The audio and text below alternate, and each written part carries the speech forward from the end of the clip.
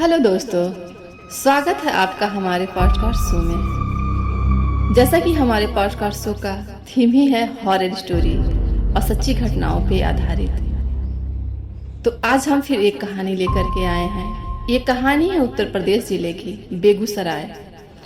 आपने भी नाम सुना होगा, काफ़ी जाना पहचाना नाम है बेगूसराय।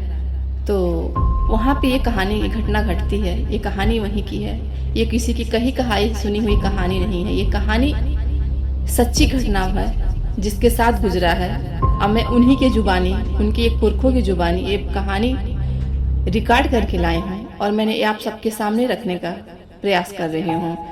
आई होप कि ये कहानी आपको पसंद आए और इस कहानी से कुछ सीखने को और कुछ अलर्ट होने की ज़रूरत है कि हम कैसे गलतियाँ कर जाते हैं। जाने अनजाने में हमसे बहुत सारी गलतियाँ हो जाती हैं। तो कहानी को हम शुरू करते हैं बिना समय गंवाए। चलिए इस कहानी को सुनते हैं। ये कहानी है उत्तर प्रदेश के बेगूसराय गांव की, जहां रबिया नाम की एक सुंदर युवती रहती थी। उसके माता पिता बहुत ही गरीब थे। उसके घर में खाने के 2 वक्त की रोटी भी बड़ी मुश्किल से मिलती थी। रबिया बड़ी हो जाती है। रबिया बहुत ही देखने में सुंदर और आकर्षक भी थी। उसकी शादी को लेकर उसके माता पिता बहुत ही चिंतित रहते थे। लेकिन एक दिन किस्मत ने पलटी मारी और उसका ब्याह एक खानदानी घर में हो जाता है। लेकिन वो कहने के लिए खानदानी होते हैं, उनके पास खाने के भी लाने होते हैं। बस उनके पास एक पुश्तैनी हवेली रहती है। कुछ समय बाद रबिया की शादी असलम से हो जाती है।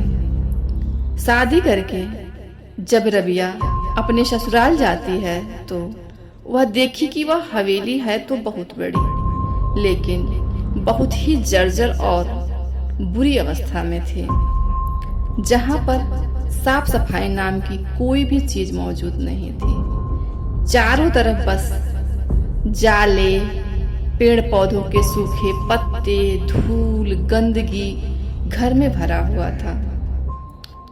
रबिया का परिवार कहने के लिए तो खानदानी था, लेकिन हवेली में लोगों की संख्या सिर्फ 2 थी। एक उसका शौहर, दूसरी उसकी ननद जो उसकी सहेली भी थी।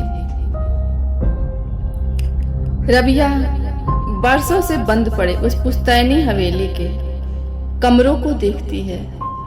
हवेली में कमरों की संख्या तो बहुत ज्यादा थी।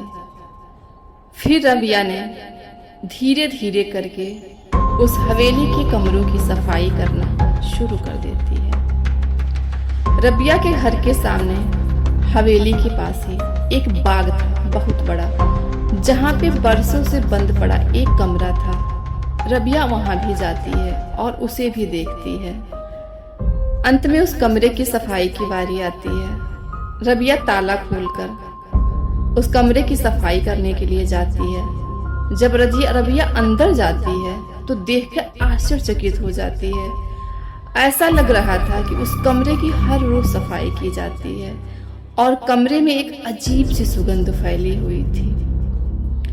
लेकिन रबिया फिर भी उस कमरे की सफाई अपने तरीके से करती है और कमरे को सजा देती है। जब रबिया कमरे की सफाई कर रही थी, उस वक्त रबिया को कुछ अजीब सा एहसास होता है, मानो उसे कोई छूने का प्रयास कर रहा है। उसके कानों में कुछ कहने का प्रयास कर रहा है।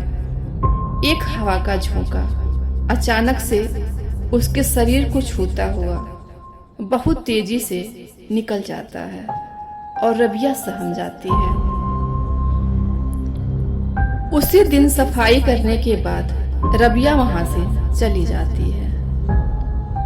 दिन में बहुत कम काम होने की वजह से उसे बहुत थकान हो जाती है और वह जल्दी से सोने के लिए चली जाती है और उसकी आंख लग जाती है।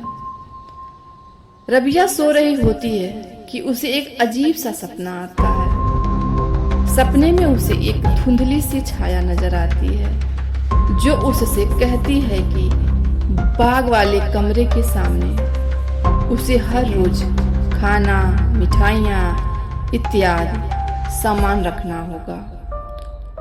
रबिया की आंख खुल जाती है। और वो डर जाती है। लेकिन रबिया सुबह उठती है तो रबिया वैसा ही करती है जैसा उसे सपने में कहा गया था करने को। ऐसा करते करते रबिया को कई महीना बीत चुका था। रबिया रोज खाना वहां पे रखाती, रात को दिन को जब भी खाना वहां रखाती, खाना समाप्त हो जाता था और बर्तन ऐसा साफ सफाई करके रखा जाता था जैसे लगता था कि किसी ने सफाई किया हुआ हो। यह सिलसिला ऐसे चलता रहा, लेकिन यह बात न रबिया के ननद को पता थी न उसके शौहर को पता थी। रबिया ये कर रही थी, लेकिन एक दिन उसकी ननद और उसके शौहर को ये बात पता चली। फिर उन्होंने रबिया से पूछा कि तुम ये क्या कर रही हो। रबिया ने अपने उस सपने के बारे में सब कुछ बताया और कहा कि मुझे एक सपने में धुंधली सी परछाई दिखी और उन्होंने मुझे ऐसा ऐसा करने के लिए कहा है। रबिया का पति असलम और उसकी ननद पहले तो उसका मजाक उड़ाया, फिर बोला तुम पागल हो चुकी हो, इसमें कोई सच्चाई नहीं है, ये बिल्कुल सच नहीं है, तुम सुधर जाओ और उस कमरे में जाने की कोई ज़रूरत नहीं है। लेकिन रबिया उनकी एक भी बात नहीं मानती है और ये चलती रहती है। ऐसे ऐसे दिन गुजर जाता है। रबिया बहुत ही गरीब रहती है, खाने के लिए भी घर में परेशानी होती है। उसने देखा कि ऐसा करने से धीरे धीरे उसके घर में बरकत होने लगी। वो धीरे धीरे पैसे वाले होते चले गए। उनका बिजनेस व्यापार जा वो दिन प्रतिदिन बढ़ता जा रहा था और घर में खुशियां छा जाती हैं। फिर रबिया को संतान नहीं रहता है। फिर रबिया कुछ दिन उस पेट से हो जाती है और उसके पेट में बच्चा आने से प्रसन्नता आ जाती है और सभी खुश हो जाते हैं। लेकिन कहावत है ना, होनी को कुछ और ही मंजूर होता है। सब कुछ जैसा दिख रहा है कहानी में कि बड़ा सीधा साधारण सा होता है, लेकिन ऐसा होता कुछ नहीं है। आगे कितनी भयावह घटना घटती है, बहुत ही बुरा होता है।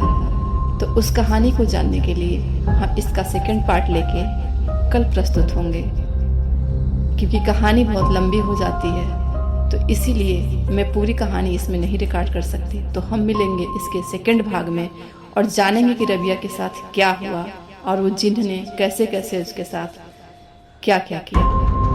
तो इसी के साथ लेंगे विराम, मिलेंगे हम नेक्स्ट एपिसोड में। तब तक के लिए बाय बाय।